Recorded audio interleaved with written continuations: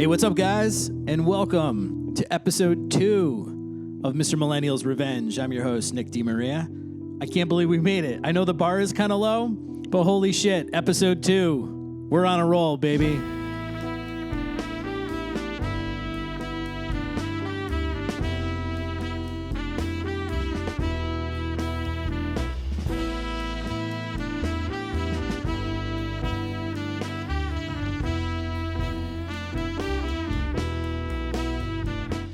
All right, so I'm really excited for this episode because one of my best friends, a fantastic drummer, an educator, an all-around good person, Jerrod Cattey, joins me today on the pod. And we have a great conversation about the music he's into right now.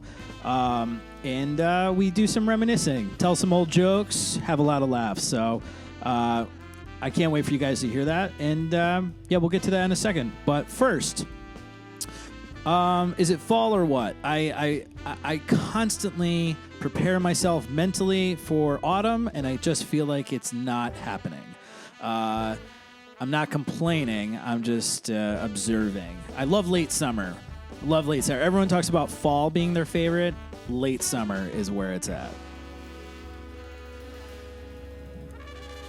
Halloween just on the horizon. I hope we have a Halloween. I'm looking forward to it regardless. It's definitely a great time of year here in New England, the best part of the country, if you ask me. I'm very proud to say that I'm from New England, very proud to say I'm from Connecticut. We got it all, man. I mean, I'm looking out my window now, and it's late afternoon. I feel like I want to get some kind of coffee and maybe some vanilla ice cream. That's what I'm kind of feeling right now, and just enjoy the last... warm, sunny days that we got. Coming off a good weekend, played a couple of gigs. Don't want to get too negative. They might have been the last ones of the season, but, they were very, very, very fun to play with the excellent musicians that I'm lucky enough to call bandmates. So thank you. And to the guys in the band. I wonder if I should name them. They know who they are. But they definitely made my weekend, and I hope that we can make music sooner than later. Real quick, thanks to Dan Lipperini again. He joined me on the bandstand last Sunday, and we talked about the Spotify counter going up 11 listeners. I like to think that is due 125% to Dan being on the podcast. I like to think that my influence has already reached that kind of power. But no, seriously, Tessellations is an incredible record, and keep checking it out, keep enjoying Dan's output, and support such a great musician. So, I live next to a salt marsh, and the marsh is directly behind my house, and although it creates an incredible view with wildlife, we have bald eagles, egrets, fiddler crabs. What I'm most excited about is there's the Trolley Museum. It's across the marsh, and apparently they do a spooky trail. A couple of nights ago, I started noticing there were extra lights across the way, and they were all orange and red and yellow. And I was like, I think they're doing a spooky trail. A little Google search, realized they were. But what really solidified my enjoyment of it was my neighbor telling me that this was the time of year where we hear nothing but chainsaws and screaming. And I'm super excited about that. I love Halloween, man. I love it. I love scaring people. I love being scared. I love that kind of stuff. So if I could hear faint cries of terror from across the marsh here, I'm just going to kick my feet up, have a glass of whiskey, and enjoy it. I'm definitely trying to get...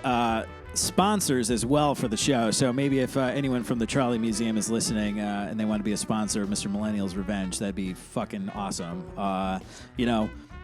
It's already a cool museum aside from the Halloween stuff. I see the trolley go by a couple times a week.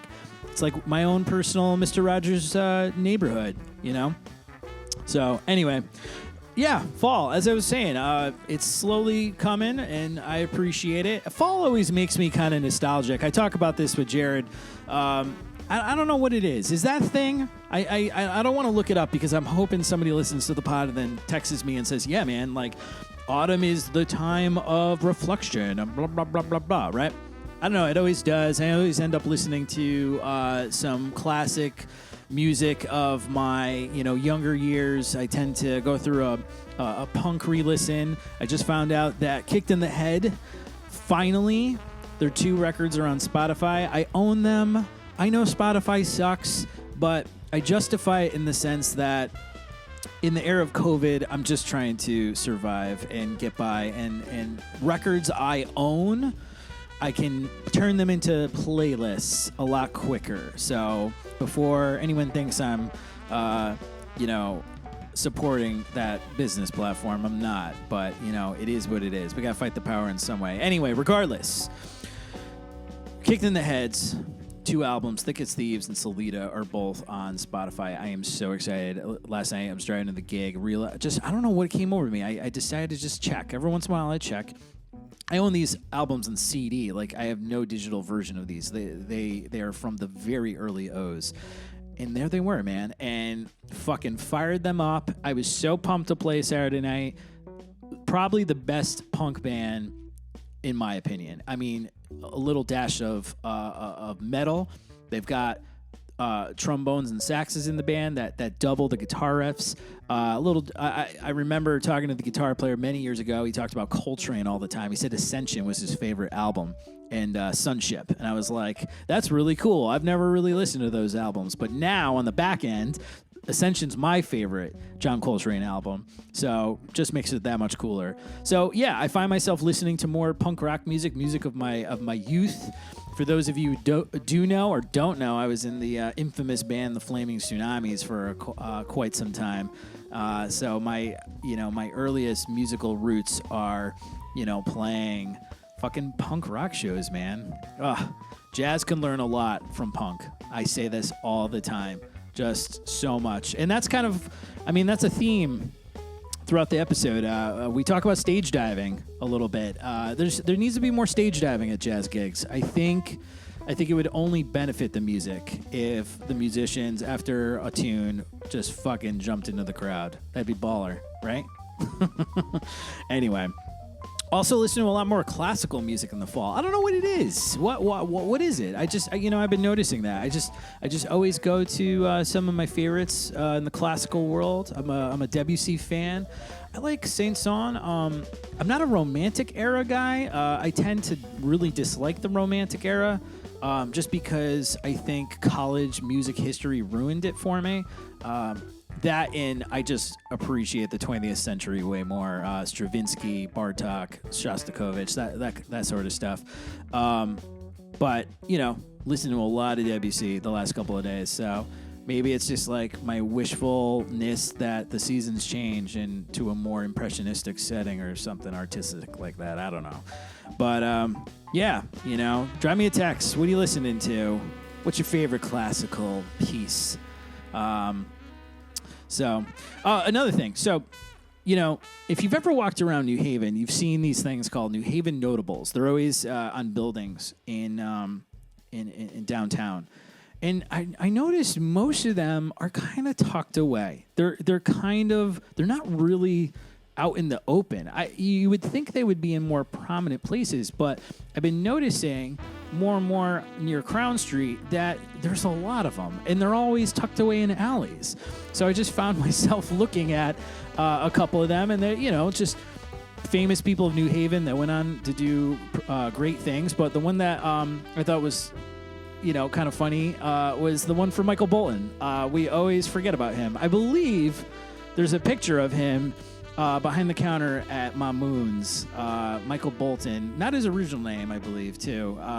But yeah, just kind of funny, the people that are celebrated but discreetly here in our city of New Haven. So I don't know, just thought I'd bring that up. And then also back to the classical music thing. What is it about classical music, the fall and sweaters? I just think that, like, I'm always listening to classical music. I'm never listening to classical music in a t-shirt. Never. It's always like in a sweater, Well, generally speaking, there's usually boots on, not sneakers. It's weird, man. Like for me, classical music is sweater weather. I can't even talk. Classical music, this is my second take, is for boots, sweaters, and crisp air. I don't know. Is that a thing? I don't know. But I know that everyone is totally accepting the fact that it's already Halloween season. We're not even going to pretend that we're annoyed that Halloween decorations are already out. It's just the era we live in. Like we're just going with it this time, and no one can stop us. So, yeah. Oh man. So Jerrod's going to be on. I kind of want to get to his interview very quickly because we talked for a good while. I think we talked for about an hour and a half about all kinds of stuff. So we're gonna end the monologue section here, I guess we're gonna call it, and get to the interview with Jerrod. But before I begin, the Jazz Underground is what presents this show, and the Jazz Underground is a grassroots community-based organization that puts on jazz concerts, jam sessions, and educational opportunities for musicians in the music of jazz in New Haven, Connecticut. And we are completely crowd-funded. So if you want to be a supporter for as low as $2 a month, $2, please go to patreon.com/NHVJU. Okay, now let's get to the part of the pod I'm really excited about. Jerrod Cattey, I met him in college, freshman year at Western Connecticut State University. He has been one of my best friends ever since. We didn't get it in the interview, but he does admit many times as a joke, luckily, for my sake. He did not like me when he first met me. When he first looked at me, I still had my punk rock look. He thought I was an odd fellow, but we grew to be very close friends. He was the very first drummer I worked with professionally, and he's just one of my favorite human beings, as I've said a million times on the pod. So let's get to it, my interview with drummer, educator, Jerrod Cattey. Okay, so everyone, I want to welcome in studio, in the Nick DeMaria podcasting studio, is my best friend, one of my oldest friends, a friend of animals and musicians alike, Mr. Jerrod Cattey. How are you, buddy? I have arrived. I'm doing well. Oh, man. It's kind of funny because we decided to have a conversation, but it's not scripted, so totally unscripted. Yeah, but you are one of my best friends, and as Jerry Seinfeld would say, if I'm the best man, why is she marrying him? Damn right. So, what do you think of the studio? It's getting there, right? I like it. Your microphone's on a music stand, but yeah, it's okay. We didn't have any duct tape, so it's just sitting here, and I think my neck's gonna hurt in a little bit. But yeah, it's probably. Cool. And we'll definitely have to take a break to let the dog out at some point. I mean, this is a super unprofessional operation. I never once at the beginning of any show claimed that this would be any kind of high production value. This is really you're going to get bare minimum with this. That's why it's on YouTube right now. I don't even have the fucking patience. Millions of listeners, though. Yeah, I think it was up to like 65 views, but we know most of them were just like, let me click on this. And then I listened to the whole thing. I've been waiting to tell you that. Oh, you did? I did my homework. Oh, okay. Did you hear my edits? They weren't as obvious as they are to me now. I mean, I thought it was great. I liked Dan's interview, and I also, just to confirm with all our listeners, I would assume if he's around your height, I am a step up in terms of height, probably a step down in terms of content. You know, Dan would appreciate that kind of joke for sure. Yeah, Stan's probably my height, much slimmer, much more handsome. He's got the salt pepper look going. Good for him. Like my brothers have. So, I've got the balding look going. Yeah, same. I'd rather take the other look. I know. But bastards. Yeah, no, it's great to have you, man. I'm glad you made the trip. We don't get to see each other as often as we want because we live far away from each other, sort of. Not really, just far enough to be lazy about it. Exactly. Yeah. We both live in Connecticut. We just live a good distance apart from each other, where I could just say, man. All I say is Waterbury, and then you understand. Yeah, and forget it. Forget it. Yeah. Yeah. No, I don't even go up that way anymore. It's different. Me either. Yeah. Wait, no, I do. Yes.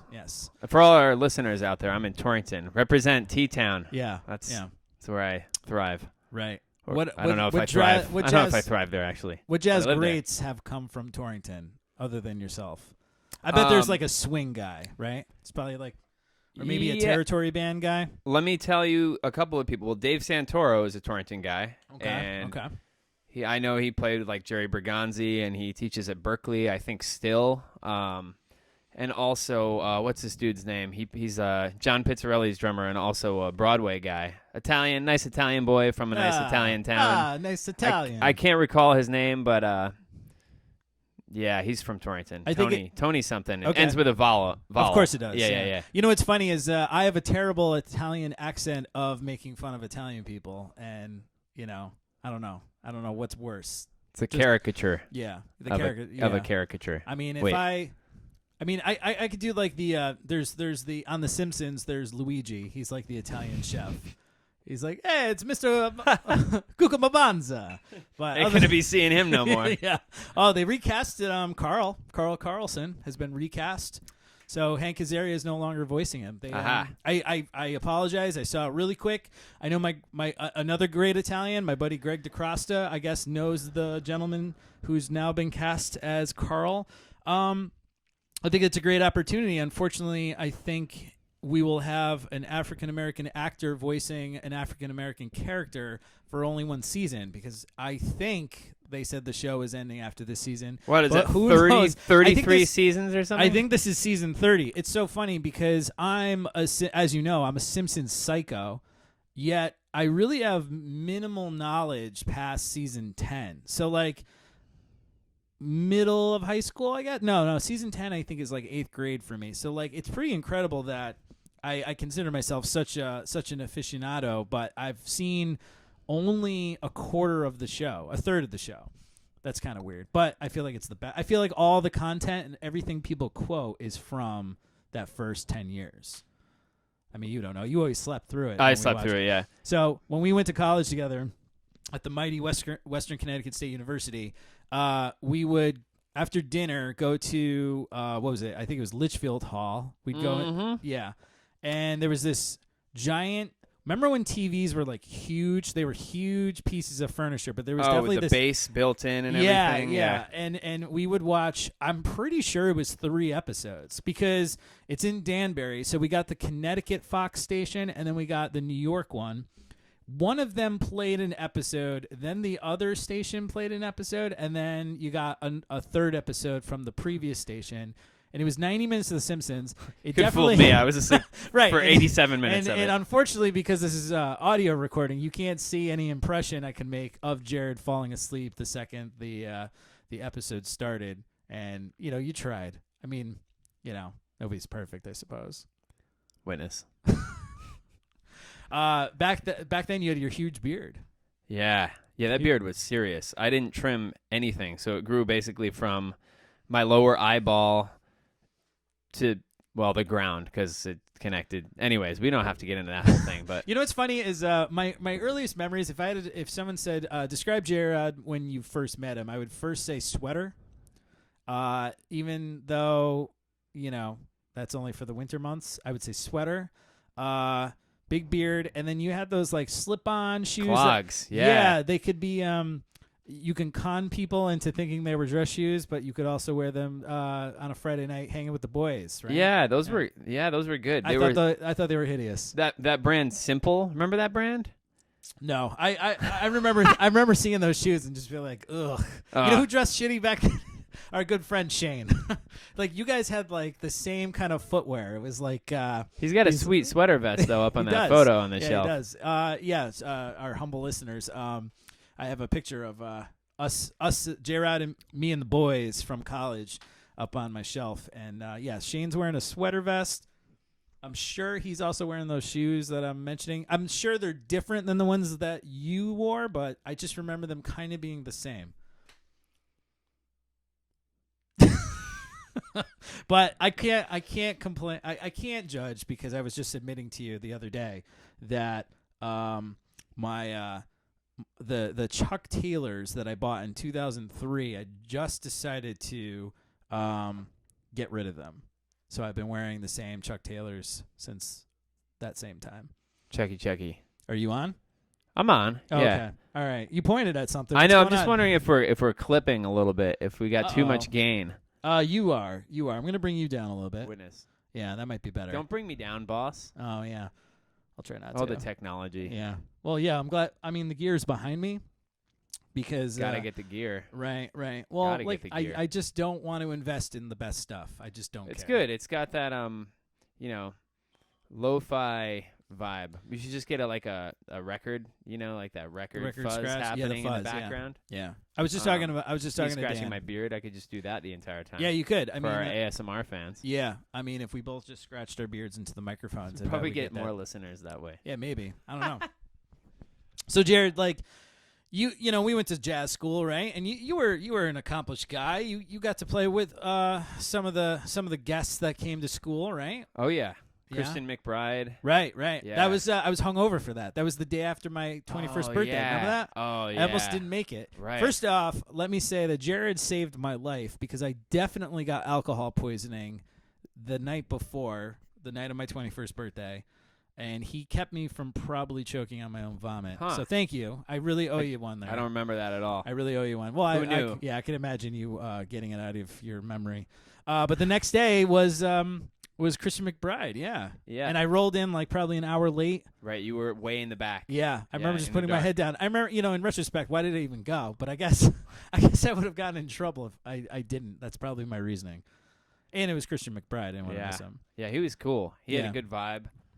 He It appeared that he enjoyed playing with us. I mean, I'm sure I wasn't enjoyable to play with for someone like that, but He seems it made like a me feel generous good. guy. He was super nice. Yeah, real generous guy. My favorite, I always talk about this, my favorite's Bob Berg. Yeah. Remember him freshman year? R.I.P. to the great Bob Berg.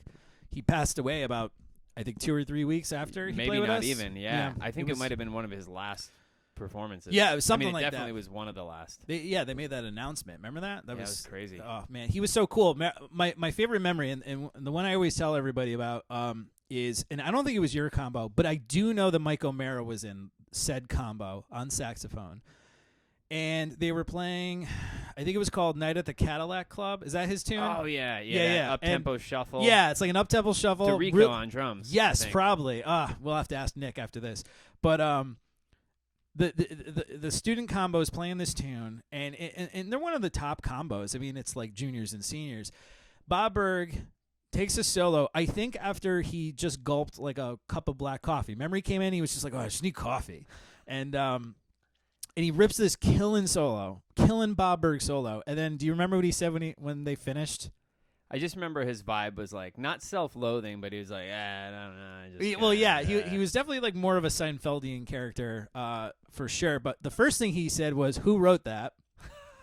And Wait, Mike, was he for real? Yeah, I mean, as far as I could tell, he was. And I remember Mike O'Mara going, "You, sir." Yeah. And two, he promised to sound better at the concert. Remember that? So. That's the difference between the musicians I really admire and the ones I don't. Are the ones who are like, because in his masterclass, he included the things that kept his attention just as much as playing the sax. Everyone talked about, what do you practice and what are this and that and the other thing. He's like, sometimes I just got to make sure there's gas in the car. Yeah, right. Because he was a husband and a dad and all this stuff. We sometimes forget.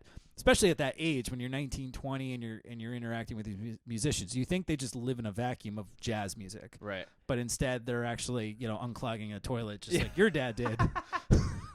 Going to Home Depot. Yeah. And then there's of course there's the infamous Airto masterclass, but that was not a jazz thing per se. That was Connecticut Day of Percussion, I believe. Yeah, which was usually around the time of my birthday. Oh, so okay. Early April. Yeah, early April. Yeah. Yeah, that one. That one. If you were there, you remember. Do you want to tell the story real quick? Why don't you tell it? I don't want to touch that story. I don't think. Well, I mean, we could just say that during Airto's masterclass, there was a woman who was she interrupted a lot. Yeah. And she asked if in the middle of his speech, she asked him if he would play something, and he just cut the crowd with this laser-like vision. God. He stared at her the whole time and played, right? And we were all just shocked and terrified at the same time. But that was cool. and it was just, I believe it was just the whistle and the tambourine, or something like that. Oh, maybe, yeah. Or like a little hand drum. Nothing big. It was like 2 things, and he was like singing too at the same time. Wait, so was that Connecticut Day of Percussion, or was it when he played with Chick Corea? No, that was Day of Percussion, Yeah, because right, with Chick Corea is the infamous this master class is over. Oh yeah. Remember Somebody that? asked a question about Scientology. That's right. We'll have to leave names nameless to protect the innocent / right. the guilty. Yeah. But Well, somebody at least asked they didn't ask what color their aura is. Yeah. To, hey, the that's a legitimate question, and anyone who's still mad about that, because I'm sure there are people who are. Lorraine Warren used to come to WestCon every year and do her presentation about the afterlife and ghost hunting and ectoplasm and all that stuff. In the year before, she told someone in the audience what color their aura was. The year, then there was a middle year, and then the year after, she told someone what the color of her aura was. But the middle year, I was the last person picked to ask a question, and I asked if she could tell me what color my aura. Question. Yeah, what color is my aura? And the entire auditorium groaned at me. I got yelled at. She could not. Yeah, she was. I was booed. Yeah, and she was like, I can't tell you that. The year before she told someone, and then the year after she did, and I was so mad. Did I ever tell you my follow up with Lorraine Warren? I saw her at the bank. What? Yeah, people like that go to the bank? Yeah, right. That's you think she could just deposit the money, clairvoyantly? But I was behind her at a People's Bank, and I was like, "Oh my God, it's Lorraine Warren! It's Lorraine Warren!" And I wanted to talk to her after, so I kind of waited by the door.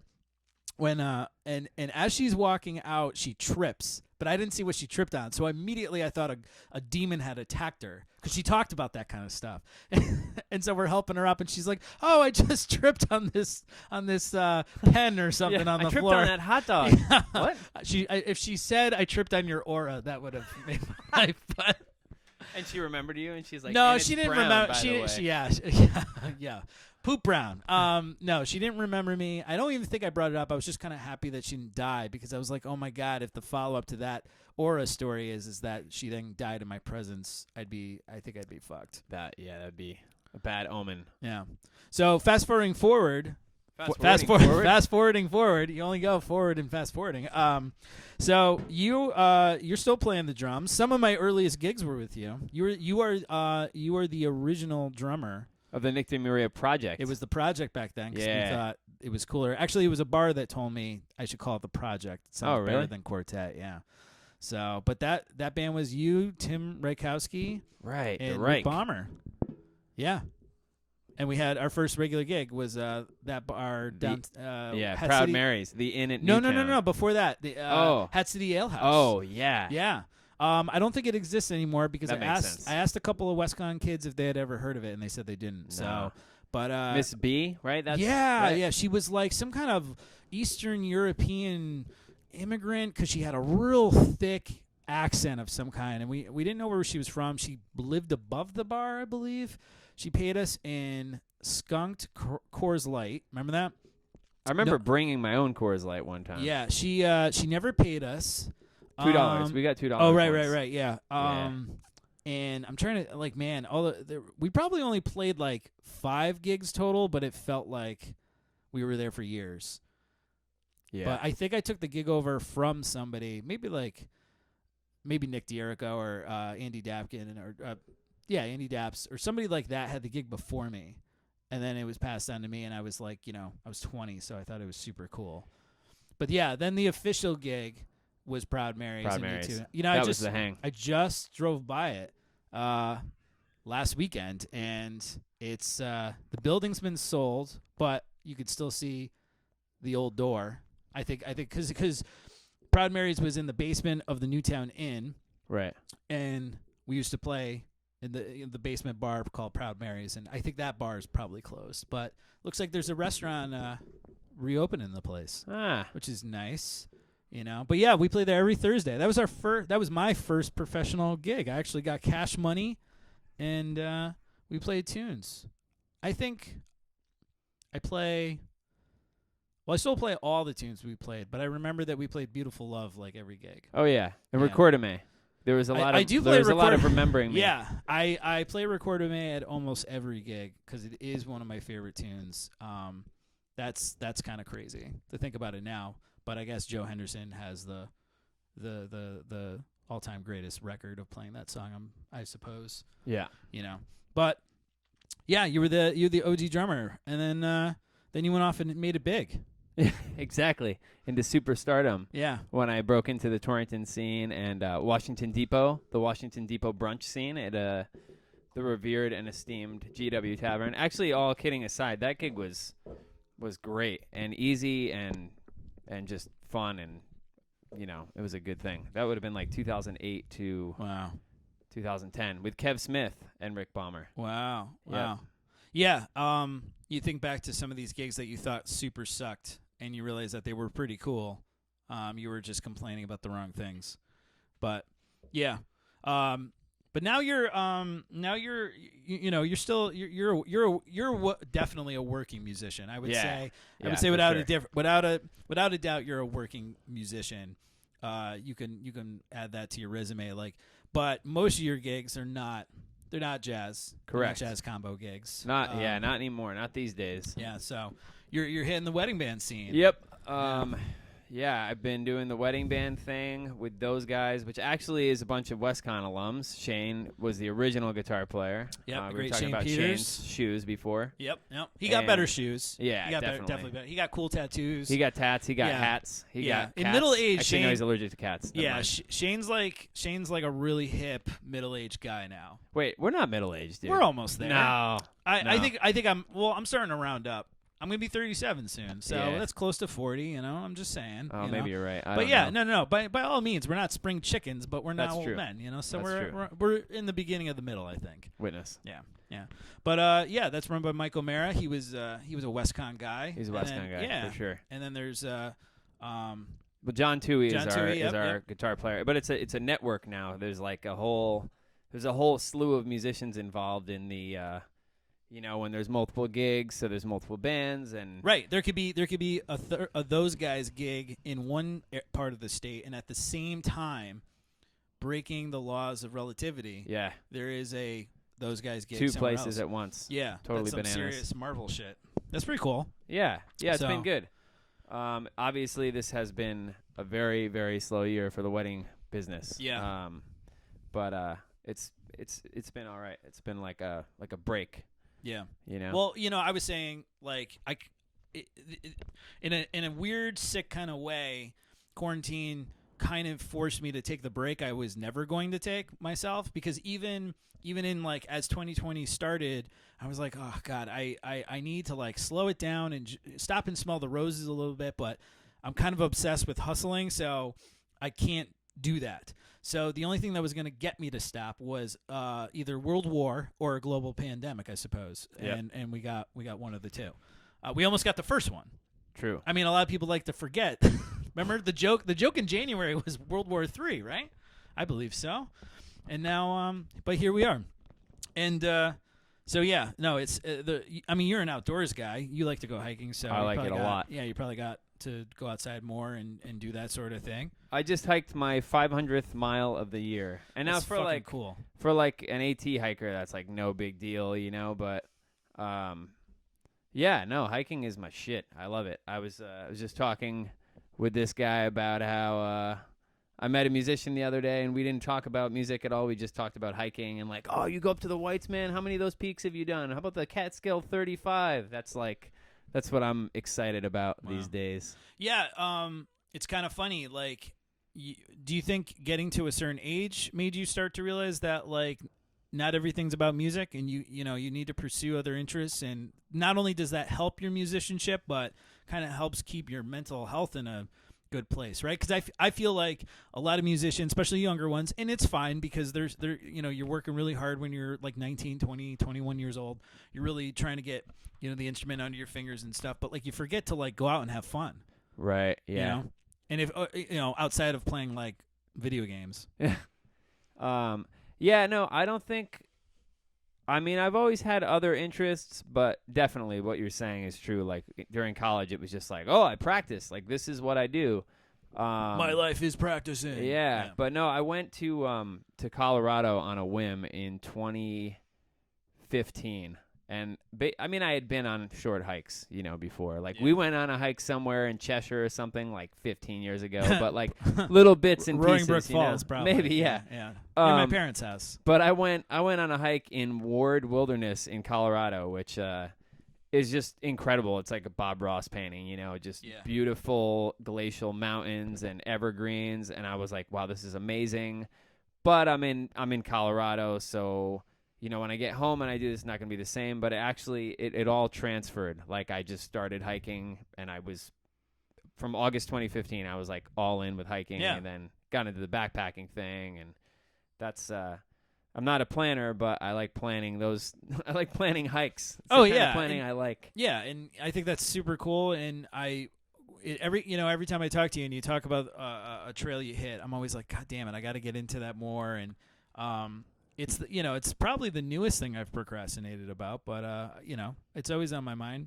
What was I gonna say? But that's cool. Oh, I remember now. So it reminds me of, because to bring it back to our favorite clinicians. Do you remember when Phil Woods came to WestCon? I remember that would have been our freshman year. That was our freshman year. I don't remember anything about the concert or the clinic though. I don't remember the concert much either, but the clinic really stuck out to me. So this is freshman year. So this is 2003, and his clinic was cool because he told us to do things that weren't musically based. I distinctly remember him saying, like, play a game of chess, get a hobby, read a book, read Kerouac, learn about the history of battleships or whatever to just get away from the instrument. And I remember thinking, I don't know why, but I'm going to remember that. And I feel like a lot of music, because he was the only clinician who ever said anything like that. Right. The late great Phil Woods, he gave us this whole spiel about how you have to like broaden your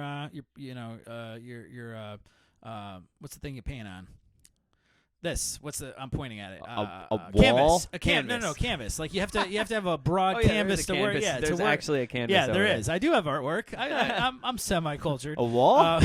A wall. A house. A fence. 2 words. First word sounds like. But yeah, and then I remember loving Dave Holland's clinic a couple years later. But he never said anything. Carl Allen, he never said anything like that. And so I think the more there were clinics, the more that conversation stood out to me. So I get excited when I find out that musicians are into other things. And I'm not saying like, I'm not trying to dog whistle, give up the instrument, give up the music. I'm just saying go on more hikes. It does. Get out there. It does. It gives your mental health, which is something we need to definitely focus on more and more these days, a boost. I think luckily with the trumpet, you can't physically play it for 10 hours a day without like dying. So I appreciate that there is there's a range of mileage to put on the horn, and so between that and just the mentality thing, I walk away from the horn and go do something else, and all the times you come back refreshed. Yep. So. And you appreciate it more if you're not with it all the time. I remember, because you mentioned the Phil Woods clinic, I specifically remember Dave Liebman being asked in his clinic, and it may have been the last question, what other things do you like to do? And he responded like the kid was a total bozo and went, what, are you kidding? I don't have time for anything else. I do music and I take a shit, and that's it. That was Dave Liebman? That was Dave Liebman. And I was like, Yeah. Well, I mean, heck him. Heck this guy is what I thought. It's like, come on, man. Really? Yeah, I mean, part of me doesn't believe him, but part of me, I get...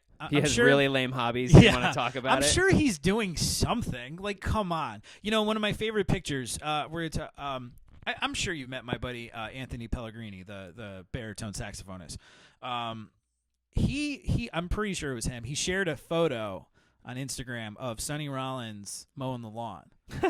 And I was like, yeah, man. Like, he's also a human. Right. He's also that's what we're talking. That's what we're talking about. Like, we don't see our heroes doing normal things. There should be an entire movement dedicated to Miles Davis taking out the garbage. Yeah, it should be like cool people doing boring shit. Right. And it doesn't even have to be jazz musicians per se, but it's like, I think what happens is we idolize these people based on just their music, rightfully so, but we forget that a lot of these guys were husbands, fathers, citizens of humanity, there's other things to do. Like you have to do the dishes once in a while. I would love a picture of, or even a video, I bet it would be better, of like Thelonious Monk doing the dishes. Because I just feel like there'd be some kind of dancing involved. I'm sure he had a system. Right. He probably stacked them a certain way. I bet he was very methodical about how he stacked the drain board. Yeah.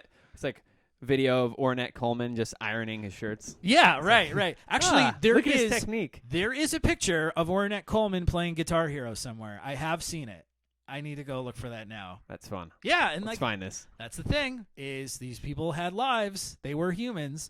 So yeah, with Dave Liebman, I kind of believe him. I kind of, one thing I really love is listening to Conan O'Brien's podcast. Do you know that one? You told me about it. I didn't check it out yet. So good. And I was listening to the one with Mike Myers, and Mike Myers is just talking about like stuff, basically his life's consumed with like being at home and stuff.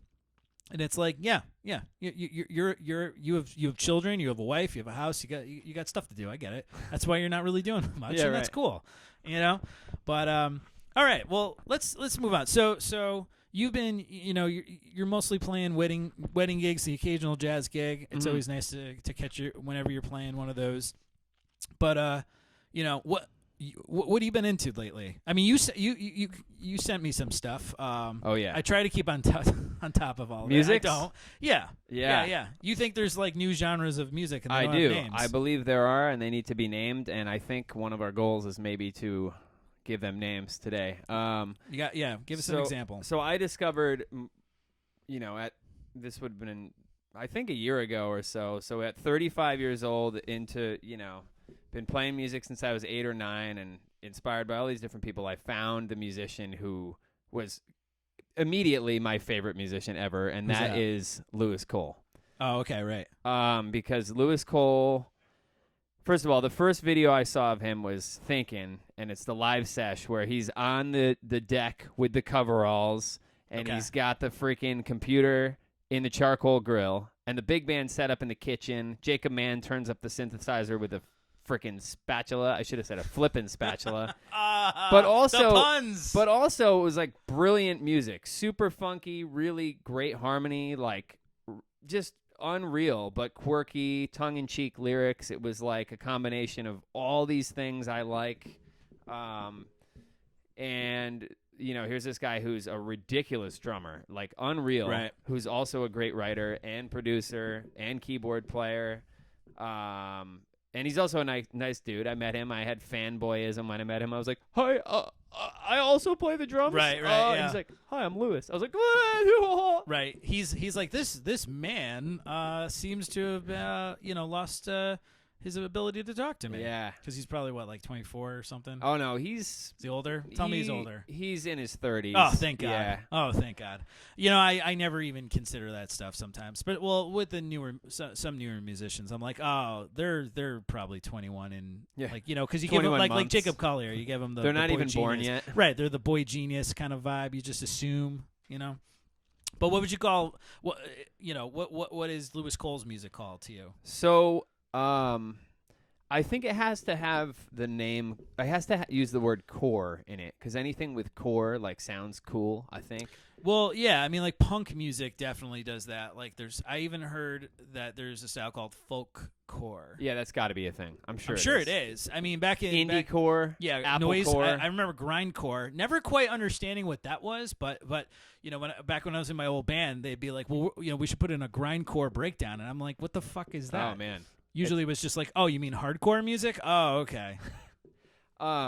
Yeah, so I was reading about Louis Cole. I read his actually, and it you're going to laugh. It sounds real goofy, but it makes perfect sense. I read his Modern Drummer article, and he cites his... That's fine, man. I'm glad you're reading publications. He cites his favorite or his most or his biggest influences as the Legos. Yes, Legos. Yeah. And James Brown, right? So he used to build Legos while listening to James Brown, and I was like, this makes perfect sense. Yeah, that sounds great. And he's a huge Skrillex fan. He said when he heard Skrillex, it fucking blew his mind. He couldn't believe there were sounds like that available, and that also makes perfect sense because of what he does with electronic music in Nowhere. So I don't know. I think Lego core or Lego funk core, something like that would sort of get Lego my funk core. Yeah. Maybe Lewis has. Maybe he has. What about Lou core? Title Lou core. Yeah, that could be a thing. Cole core. Lou core. Yeah. But it's definitely new. It's definitely different. Like it uses a bunch of different elements, but it's, in my opinion, I have not heard anything that sounds like what he does. Do you think this there seems to be a new fusion movement for sure? Yeah. You know, do you think it's more accepted these days, or is it just because of the internet you can hear more of it? Because I mean, this stuff like existed before, not Lewis Cole's stuff per se, but like my buddy Josh Bruno was helping me move into my house a couple months ago, and we put on what was the jazz funk group that Joshua Redman's Elastic Band or something, something like that. Man, I forgot about that band, and it's along the lines of like the RH Factor and the neo soul funk kind of stuff, and you're like, oh yeah, this stuff was definitely around in the early O's, but it definitely was not being taken as seriously. It's like if you're an established jazz musician and it's 2002, you can certainly have this jazz funk side project, but it will never be more than that. Like your acoustic stuff has to be the prominent band you're playing with. But I don't know. Like, what do you think? Like, is it more accepted now? I don't know. Or we're just not listening to the moldy figs. I feel like with Roy Hargrove, that RH Factor stuff was his. I mean, maybe it's different now. It's a bigger seller now than it was then. But I don't know. Roy Hargrove is someone I love because he has so many different kinds of albums. Like Ear Food is one of my all-time faves. That album is just like ridiculous grooves and then beautiful ballads and just like very thoughtful playing from everyone in the group. Yeah. With like, I don't know how to describe that either. It's funky and it's hard boppy, but it's got the gospel-y vibe and it's just grooving its ass off. Well, it seems like Roy was always pushing the listeners to accept the other styles of music, gospel, funk. Sure, yeah. I think so. Especially, like, I think the most blatant, declaration of that was the RH Factor. But, Ear Food came out after that. And yeah, that would have been like 2007. Yeah. Ear Food, Ear Food came out, definitely after RH Factor. And he was like, oh, no, this stuff's still here. This stuff's still cool, I feel like Keon Harold. Do you know him? I don't. Trumpet player. He's kind of got that same vibe where it's like, oh, no, this stuff's legit. Mark Carey the pianist, his stuff's kind of reminds me of that vibe where it's like this this stuff's okay. We could play this in the jazz standard. The walls won't bleed. Right. It's okay.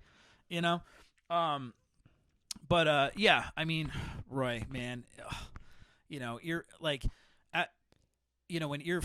he died, I must have listened to Ear Food every day for like the whole year. It's now going on 2 years? I think he died in 2018. That sounds right. Yeah, I think so. Maybe we'll have some fact checking. Yeah. By well, I'm gonna do it right now. Listeners. But I want to say it was like late 2018. He passed away, and it's just like whatever year it was. The following year is when I listened to Ear Food like almost every day. Mm-hmm. Almost every day. November 2nd, 2018. God, if it's for some reason. In the era of COVID, everything feels like a million years ago. Right. But also very recent. Yeah, but this feels like yesterday. Yeah. So, but all right, who else you got? What all this other new music? Along the lines of Lewis Cole, that turned me into the direction of finding Jacob Mann's solo work, which he's another brilliant writer who just I haven't heard. I mean, sure, there are similarities, but I haven't heard anyone who writes like that guy.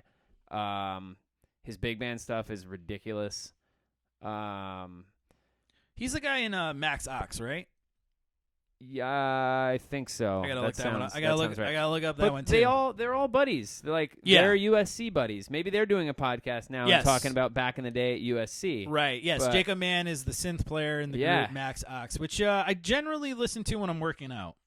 It's good. It's good because it's like hype music. Yeah, it's hype music, and it sounds like a good fucking original classic NES game soundtrack. One of Max Ox's records legit sounds like the soundtrack to Battletoads, and that is by no means a criticism. That is actually a great compliment. I think the Battletoads soundtrack is one of the best of the original NES era. I actually have it on vinyl. It's somewhere here on the shelf. That soundtrack is so good. Up there with Mega Man 3. Not to get specific because there's a million Mega Man games, but Mega Man 2 and 3 have some of the best melodies from that era as well. Specifically Bubble Man. Maybe I can cue it up. I don't want to get flagged on YouTube for playing copyrighted music, but if you get flagged 3 times, you're done, right? I know, and you got flagged for your own. I got flagged, so I might have said this to Dan on the first episode, but the second no, I guess not because I recorded the interview. But the second no, I'm sorry, I'm backing it up. It was after the promo thing I did. So I did like a 1 minute, this is a new podcast commercial kind of thing. It didn't even happen yet. You're already flagged. Right. Well, that's the thing. I got flagged the second I uploaded that promo, and it was like, do you have, because I use one of my own songs as the theme music. I use my song, Mr. Millennial's Revenge, for the podcast theme song. Makes sense, right? And YouTube flagged me, and they were like, "Can you provide and I clicked like that I want to fight it or argue it or whatever, and you get this little spot where you can type like specifically where you're coming from, and I wrote, "Well, I'm Nick DeMaria. How do I prove that to you? I'm the person who owns the song." Yeah, I haven't heard. I'm from not them. mad at myself for using my own. Right, and it's like I know it sounds really property. Right, it sounds really passive aggressive, but it's like no, like I mean, just tell me what box I have to check to say that I am the person who owns the song. Dear robots of YouTube. Yeah, right. Yeah, let's make this right. Right. But yes, the theme to Bubble Man, which I believe is Mega Man 2 or 3, probably 2 though, is one of my favorite video game songs of all time. So that's why I've always liked Jacob Mann and Max Ox, is because that stuff just sounds like OG NES music to me, which is awesome. You know, he has a new solo album. It's just him and a Juno, and it's very, I guess, 8-bit would be the terminology. It's very analog sounding. Do you know that there's like an 8-bit big band?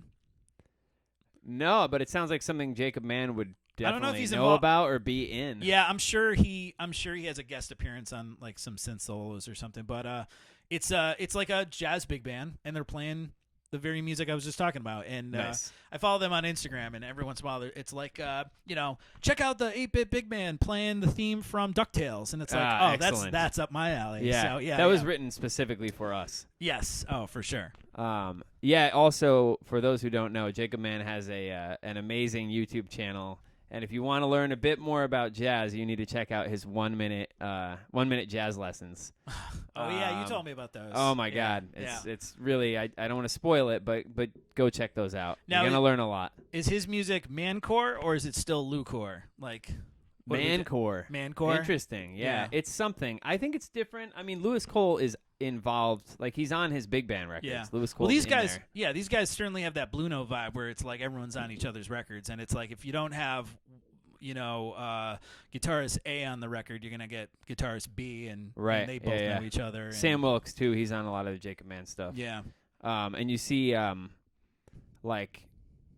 don't know the horn player's name. Sorry, buddy. That's all right. But a lot of the same horn players are on those sessions, and then I was watching a live set of this dude Kiefer, who's like a lo-fi artist, aka a jazz artist. Yeah. Well, just playing. Like he's playing bebop melodies over a back. Not really. Oh, okay. But it's my students like lo-fi, and I'm like, dude, this is Misty. Like literally, it's playing an old vinyl version of Misty with like. No way. With the glitchy drum beat. I'm like, this is great. Because people are gonna like jazz again. I think. Sure, yeah. I mean, my cousin was the classic. Like, I love Kind of Blue. I always put it on when I'm studying. For law school stuff. Well, maybe that's why the lo-fi thing. Because, dude, all my kids say like, "Oh, I love to listen to lo-fi when I'm studying," and they're students, so they study all the time. Well, right. I mean, you know what I mean. Yeah. Shout out to my students. Yeah. Well, I mean, like, I like lo-fi.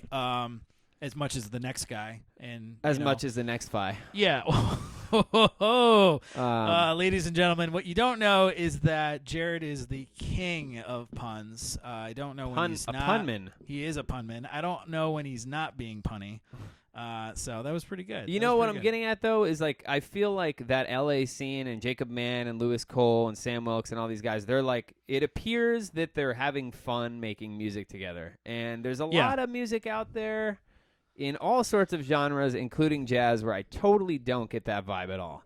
But these guys appear to be like enjoying themselves, and it's like, I feel like it'd be like if we were playing a gig and we would hang after and joke around. And I like that about that whole scene. You know, it's funny, man, because like we, you know, when before things went to shit, like we'd probably play like 1 or 2 gigs a year together, and they are usually my one of the most enjoyable moments of the year because of that. Because it's just fun. Doesn't matter the tunes band back together. Right. It doesn't matter that you know, we're not playing anything that I wouldn't normally play or something, but it's like it's the vibe. And I always consider you and definitely Shane.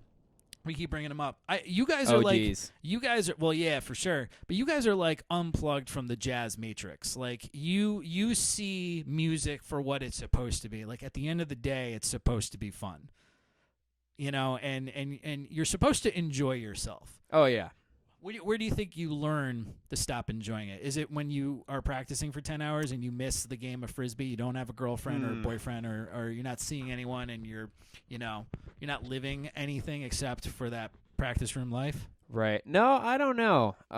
It probably is different for everybody, but yeah, I don't know. I think it has a lot to do with mindset and how you approach, like, gigging, for example, maybe like, you know, I was thinking about this on the way over that there's like, I mean, it's a different sort of part of it, but there's a lot of emphasis on like gigs and like, oh, I got to work and like I got to do this thing, but not as much emphasis on like quantity versus quality. Like I got to get something going that I like. For example, I'm basically on a hiatus right now from gigging. I don't have a lot of gigs, like jazz gigs and stuff, but there are some that I could easily book, but I'm just not going to because I don't have something I'm super excited about, so I just want to wait.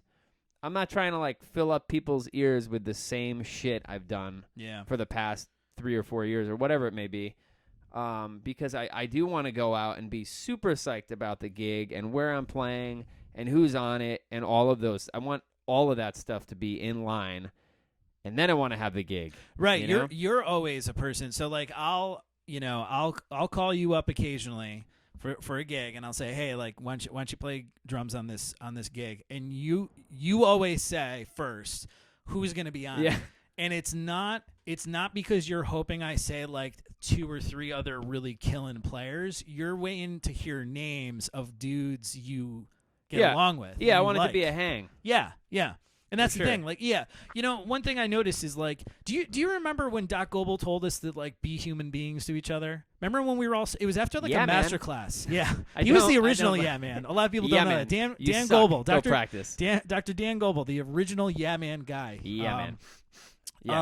But I'm sure you remember this, but there was a master class where there must have just been some negative vibes in the air or something, and he lectured us for like half an hour. He told us how, remember he said, look to your left and right because you don't know. Right. You don't know. That person might be your boss. Yep. On the bandstand sometimes, so stop being an asshole to each other. We must have been like... Mike O'Mara's my boss. Yeah, right, there you have it. He was in that room. Right, and it's like, there's something to be said. I think like sometimes the bitterness of the musician comes out because the wrong things are taught or maybe overemphasized. It's like I'd rather book the guy who knows how to show up on time with a good attitude, who might play some clams, than the guy who's going to play a burnin' solo every tune, but is a douchebag and doesn't show up on time. You have to be.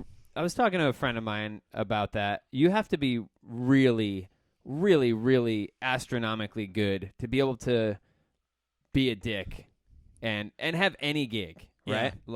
There's people I won't call. You got to be really, really good to pull that off. Otherwise, like, good luck, dude. Even in a very, very high level, that's usually not tolerated. Yeah, no, I mean, well, if it's at a really high level, I mean, you're not going to tolerate it from a professional sense. But like at this point, I'll I book, younger musicians sometimes because I dig that almost innocence that they just love playing, and sometimes you get a guy in the bandstand or maybe a sub, and it's like, oh, no, you don't act like that. Like, I don't know if this is a persona. I don't know if you think you're being cool or maybe mysterious, but you're really just coming off as a big fucking baby. And I don't want that in the bandstand because at the end of the day, Mr. and Mrs. Craft Brewery owner isn't going to realize, oh, well, I love Nick DeMaria's band except when he has that drummer. Like, as long as he has a Jerrod Cattey's not coming, is right, he? right, yeah, right. Here. Oh, who'd you book on drums? They don't give a shit about. They just remember the band leader. And I think like Doc was telling us, you're a reflection of the band you're in. Sure. And I mean, we knew some characters back in those days. Some that would pull knives on people and whatnot.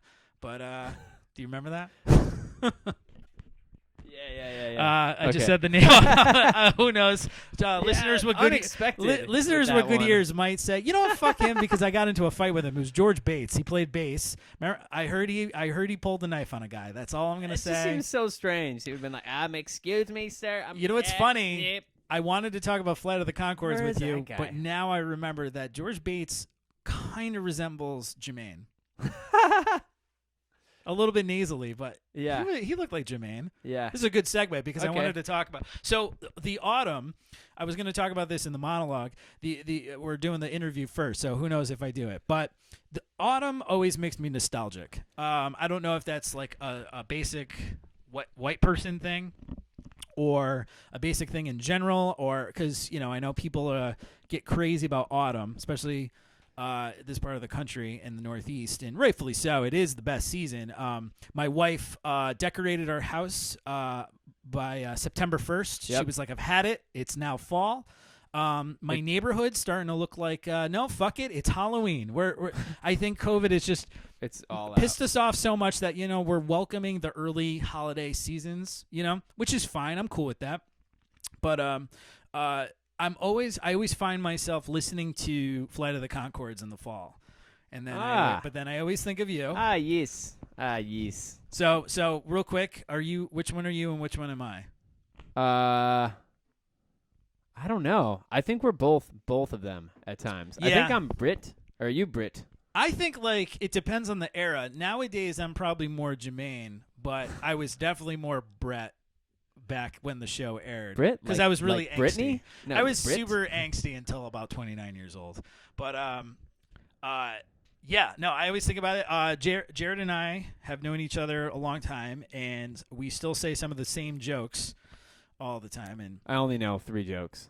right. Well, also yes. Also, that's the one we yes. said the most. Your beard is good. Your beard is good. Yeah, that was a great show. Oh, it was. The scene where Brett's depressed and he's sitting in the bed and Jermaine sings "You've Got It Going On." That I felt like I remember watching that and going, somebody filmed how I interpret my relationship with Jerrod and put it on screen. Yeah.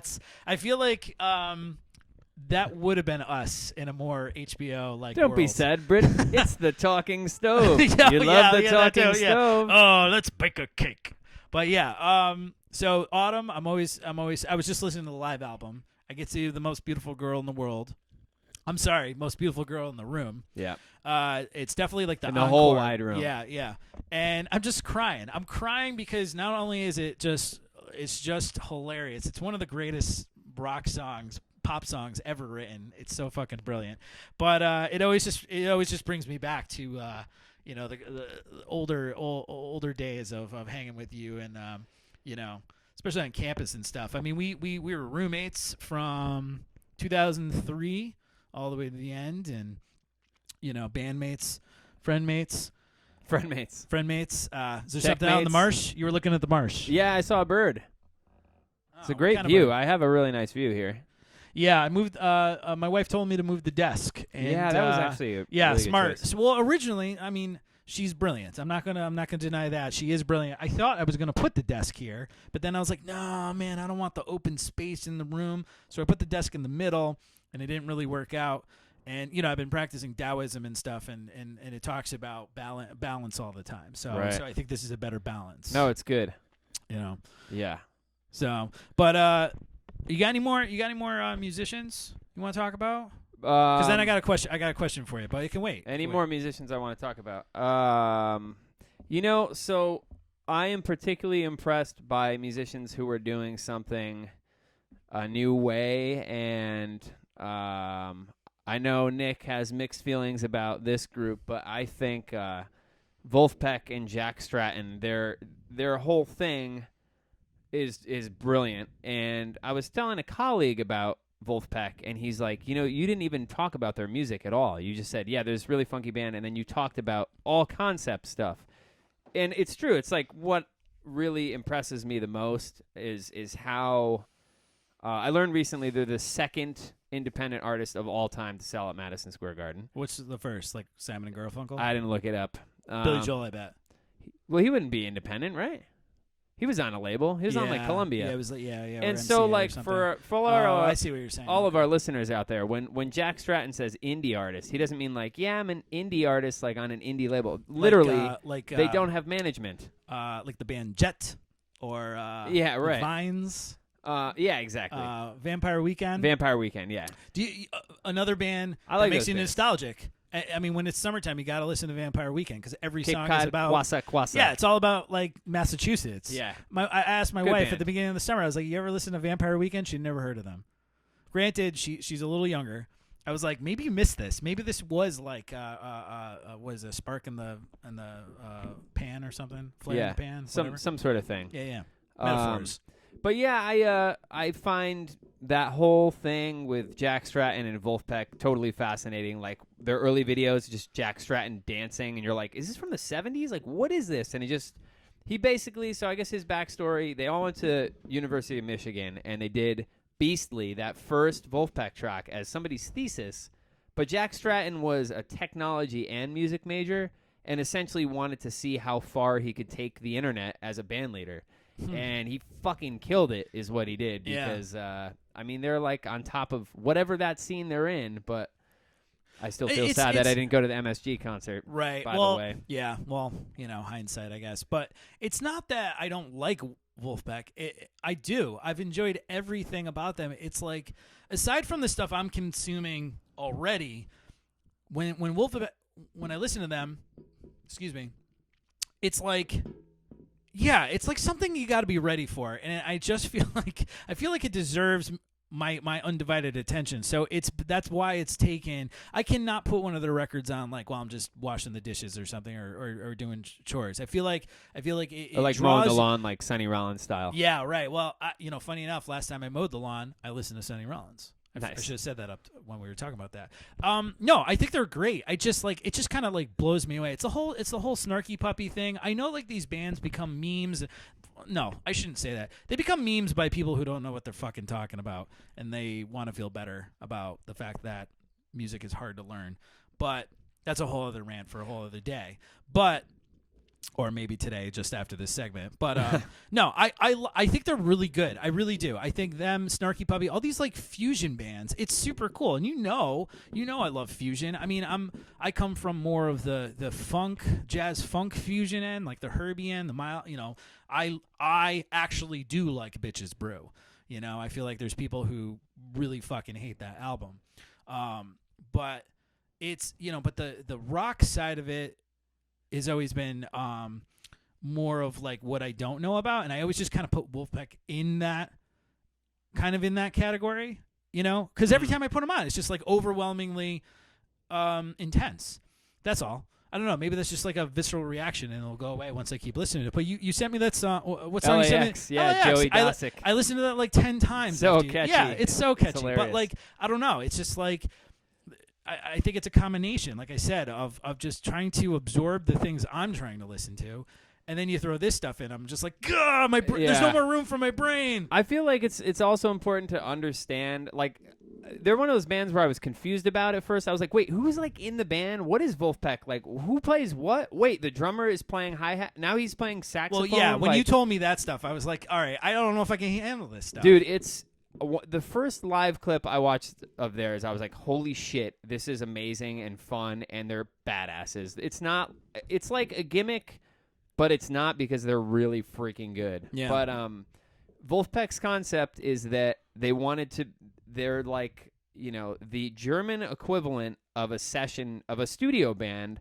much like the Wrecking Crew, right? Okay, yeah. Or Funk Brothers, or the what's the Alabama, the crew, Muscle Shoals. Muscle Shoals, yeah. So Man, they were like, keep coming. What else you got? yeah. So basically, it makes perfect sense, Yeah. because you'll be like, wait, Antoine Stanley, he's like not in Wolfpack, but he sort of is. Wolfpack Yeah. is 4 dudes who have a recurring cast of characters, like Corey Wong. That dude is basically in the band, but I like Corey he Wong isn't. a lot. And they all have their own solo careers. In my opinion, Theo Katzman is crushing it with like sort of the pop solo thing. I went to see him. It was ridiculously good. Yeah. He's a fucking badass musician. But it's neat, and it's, again, these guys appear to be having a good time, like genuinely. Well, yeah, I mean that's doing it. yeah. You've always talked about. I feel like we're coming back to this same thing. I'm trying to look up. Oh, this record. I think this one, Motivational Music for the Syncopated Soul. This one's pretty cool. Corey Wong. Ah, okay. Yeah. It's weird. I totally searched it, but I haven't checked a lot of his stuff out, a lot of his solo stuff. But yeah, I just think conceptually it's like a really interesting band. Sure, like if you listen to some of the records, you're like, oh, this sounds like a Jackson 5 groover. This sounds like this thing. And it's like, yeah, that's kind of, what they're doing is they're like, oh, let's write a tune that's this vibe. Do you think that jazz would do better if it looked like the musicians were enjoying it themselves? Oh, 100, Yeah. 1,000, no, a Yeah. million, a billion %. Man, I had an eye-opening moment a couple years back. I had a student who was just starting to improvise on trumpet. Okay. Like, came from, like, wind ensemble stuff to Yeah. my program, which is, like, 5 or 6 kids in a class. Sure. He jumped right in, started improvising, and it was, I think, our fall parent weekend, so like late October. So I've had this kid for about 2 months, and he was going to go in the city with his mom, who was in town. He's from Seattle. And they're like, we want to go to a show. What should we go to? So I looked at everything. I looked at Smoked. Sure. I looked at Smalls. I looked at the Jazz Standard. Blue Note, all of it. And I'm like, there was like nothing that I was super excited about. But I was like, dude, if you want to hear like a real legit jazz hang, go to Smoke. So he went to Smoke. No offense to anybody, but you're gonna know what I'm talking about.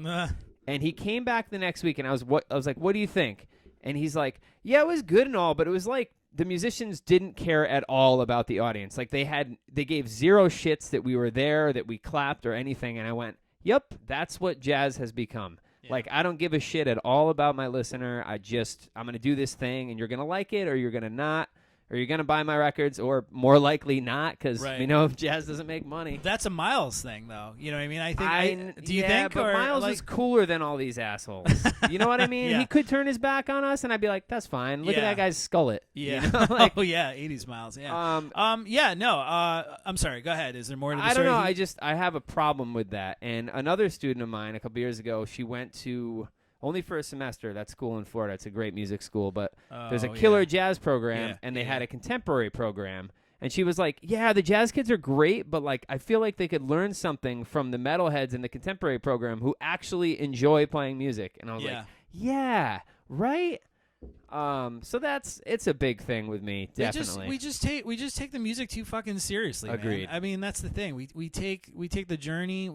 And I'm not saying don't take it serious. It's just like you gotta find, back to my Taoism shit. You gotta find the balance, man. Like agreed. You still, my mentor, the great Eddie Henderson, always said that the love of playing should be the number one.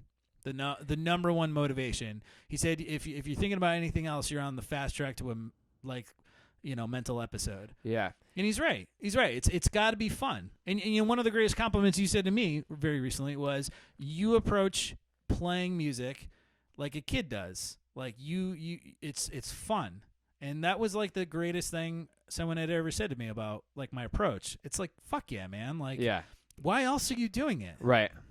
No, I think it's huge. Like, an artist that appears to be enjoying themselves and loving what they're doing, I don't think it matters at all what it is. I think when shit is genuine, it conveys a certain feeling, you know? And not that you can't be genuine and play jazz. It's true. Just like just like there's a difference between being like genuinely enjoying yourself and genuinely I'm not supposed to love anything. I'm supposed to be the artist. Yeah. You know, I don't get it, man. But the seriousness thing brings me back to Lewis Cole, because Lewis Cole like will put at the end of all his videos like in that, you know, Nintendo font. Who cares? It's just the title of one of his videos is like Jazz Jam or whatever. Sure. And that's off-putting for some people. Like, oh, he doesn't take himself seriously. It's like, that dude practices 8 hours a day right now. Obviously, he takes himself seriously. Yeah. But when he counts off a big band tune at a jazz festival, like going, 1, 2,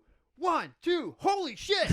It's like, cool, man. That's well, fucking you know, cool. that reminds me of you've seen Matt Wilson's group, right? Similar vibe. Yeah. I love that guy. Man, beautiful musician. Yes. Funny guy. Yep. Another great one of my favorite clinicians to come to WestCon. One of the best Wilson. clinicians ever, as far as I'm concerned. Were we at the same Litchfield Jazz Festival where his quartet played and the dudes were stage diving? The saxophone. So, he gets a plastic sax. Yeah. Sorry, spoiler alert. Yeah. So Matt Wilson's quartet, I think one of those reed players has passed. Oh.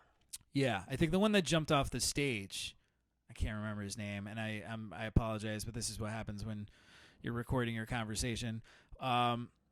But yeah, so at the end of the set, they stage dove. They were like smashing a saxophone. That's great. And it was like that's what sticks out to you. Yeah, and it's for like sure. that's what's fun. Yep. You know, but they had the musicianship like well, big time to you back have it both. up. That's the thing. They didn't have to do that, but Right. it just Oh man, Matt Wilson. Yeah, he's a guy I'd love to see again. Yeah. When there is music happening. Oh, I know. In real life. I know. People should watch. This is I'm a big YouTube guy. Okay. And that's another thing I'm fascinated about and where I find all these artists. But Martha the Juicer. So Matt Wilson, I don't want to spoil it, but he plays a drum solo with carrots. And after every little phrase, you know, he'll juice the carrots in a juicer. Oh man, it's amazing. It's like, you know, he can barely keep a straight face. Right. But it's you gotta love guys like that. Yeah, I know it's corny to say, but it's like I wonder what our heroes would have done if they had the ability to put it on YouTube, like Monk's stuff. His shit would have been hilarious. It would have been. I'm sure. It would have been.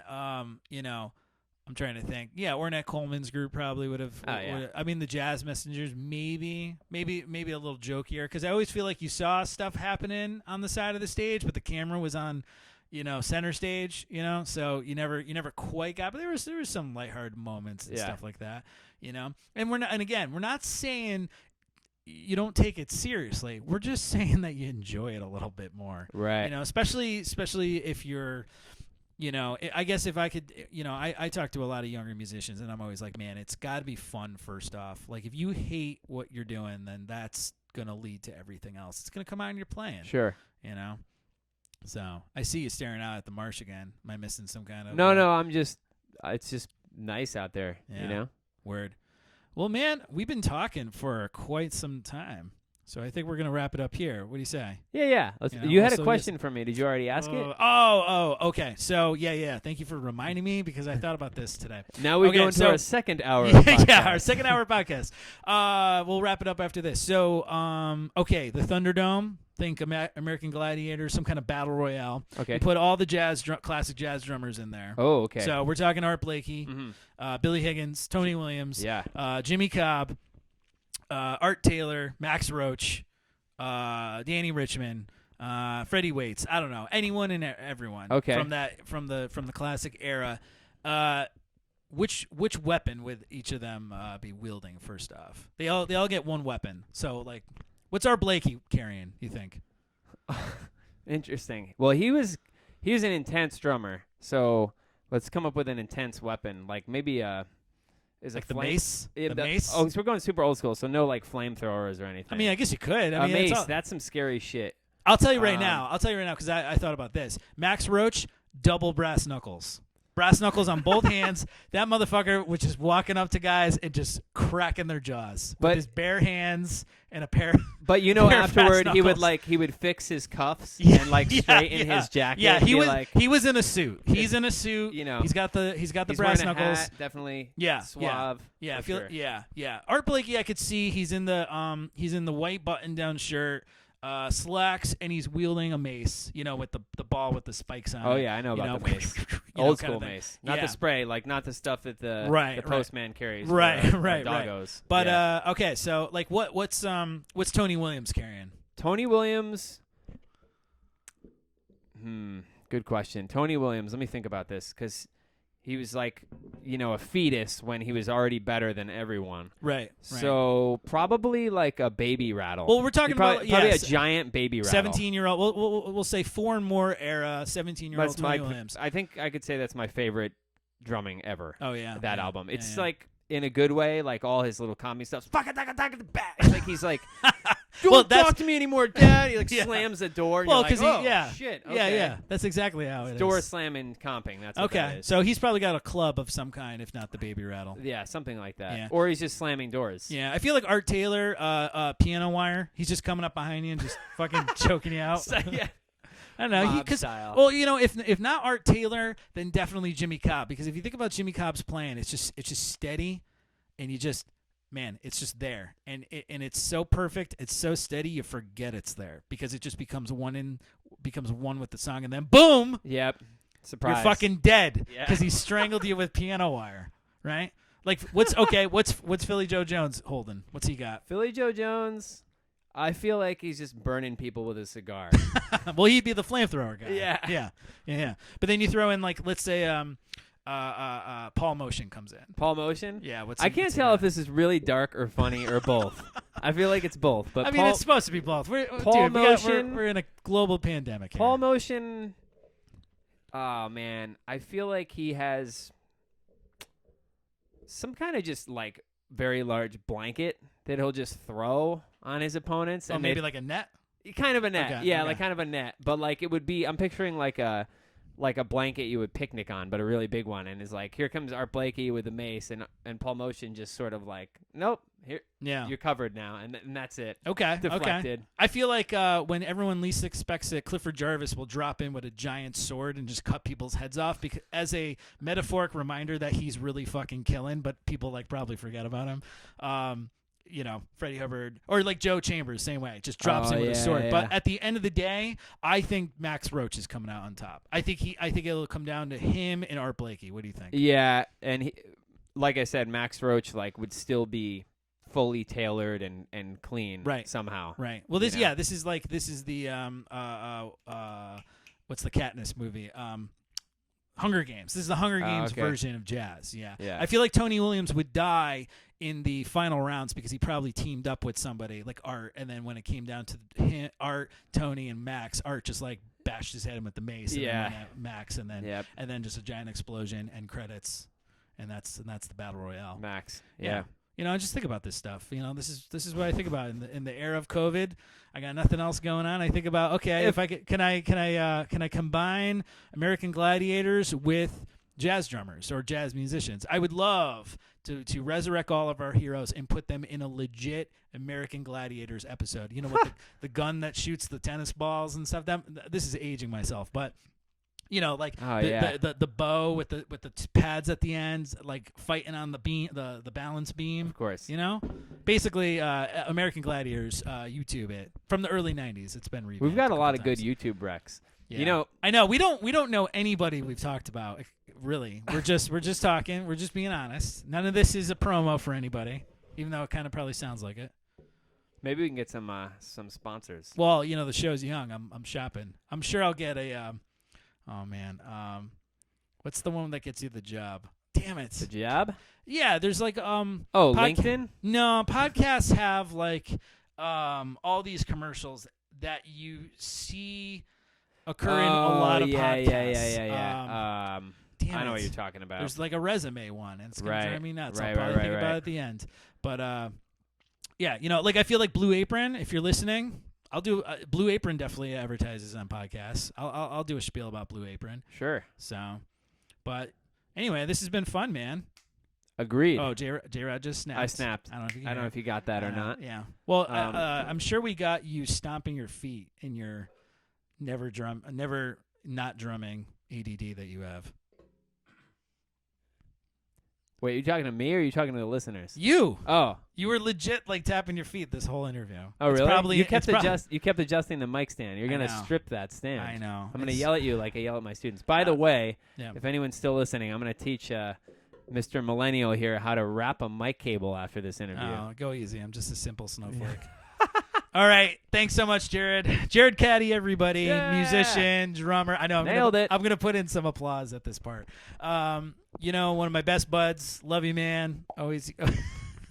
That's not always good to COVID see friendly. you. Yeah. My house is now infected. Great. Yeah. Thank you. All right, everyone. And say bye, Jerrod. All right. Take it easy, everybody. All right. All right, guys. Well, I'm going to cut this short. That's episode 2 of Mr. Millennial's Revenge. Thank you so much for listening. I'm Nick DeMaria. We'll see you next time.